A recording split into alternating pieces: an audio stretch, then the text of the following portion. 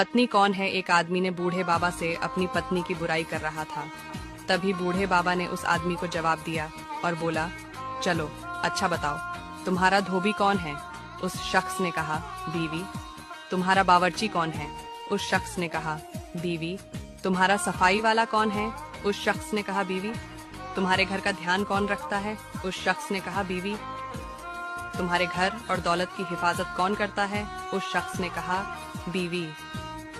जब तुम बीमार हो जाते हो तो तुम्हारा ख्याल कौन रखता है? उस शख्स ने कहा, बीवी।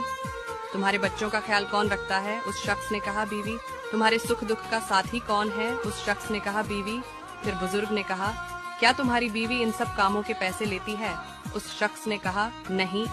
फिर बुजुर्ग ने कहा, तुम्हें बीवी की बुराई नजर आई मगर ये सब अच्छाई नजर नहीं आई। एक लड़की अपनी पेरेंट्स का घर छोड़कर आती है, उसके एहसास और उसकी तकलीफ को समझने की कोशिश करे।